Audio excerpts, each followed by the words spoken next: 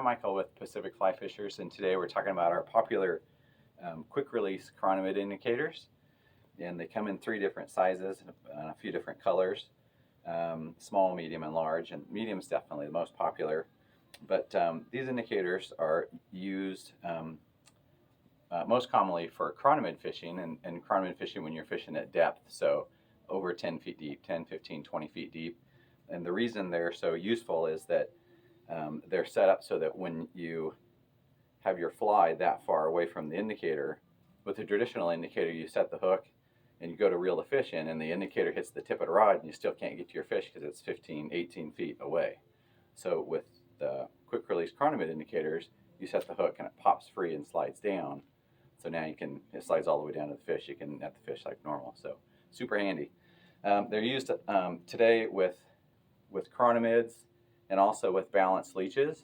And chironomids typically are just hanging from an indicator and sitting down there waiting for a fish to cruise by and pick it up. And we do the same thing with balanced leeches.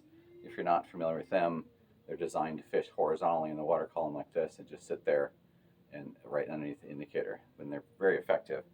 And then the third reason, or the third way they can be really useful, is for panfish. And not a lot of guys are doing that, but fishing a balanced leech like that over, let's say, a brush pile that has a bunch of crappie on it can really be effective and a lot of fun too. So, all right, so let's get our setup going here. So first we're going to put a tapered leader onto our floating line.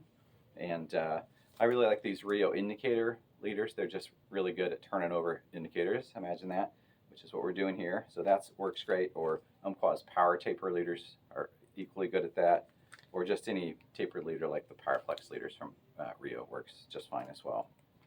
Okay, so once we put that on, then we'll go ahead and slide our quick release chironomid indicator on there. And we're going to slide it on the whole unit, so it goes right through the middle of the black peg, and it can slide all the way up and down at this point. Before we do anything more with that, though, we're going to need to add some tippet, because if our leader is only 10 feet long, we're trying to get 18 feet deep, we're obviously going to need to put a lot of tippet on there. And for that reason, most people like to use fluorocarbon because it's so much denser than nylon monofilament. It just sinks better.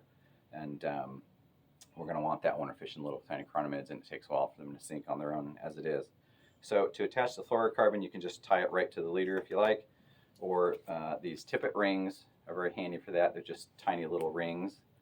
Tie it onto your leader and then tie the fluorocarbon onto that, or something that works the same way as these little micro swivels. So I can use that if I like, but whatever case, we're going to put our tippet on there and then tie our fly or flies on.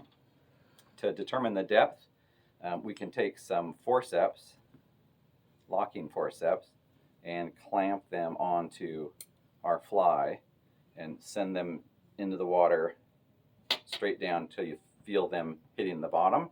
And then you know, okay, the depth is right about where my fingers are if I'm pinching the surface of the water. So it's about that deep.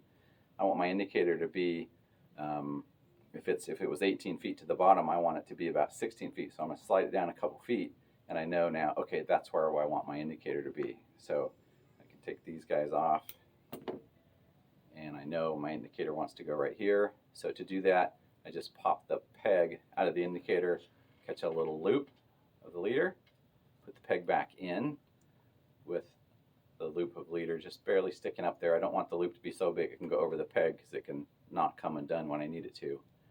And then I put the peg in just firm enough that when I cast, it's not going to come undone, but light enough that when I set the hook, it pops free, slides all the way down, and I can reel my fish in and net it easily without the indicator being there. So that's it. There you go. I hope that's helpful to you, and you catch a bunch of fish. Thanks very much.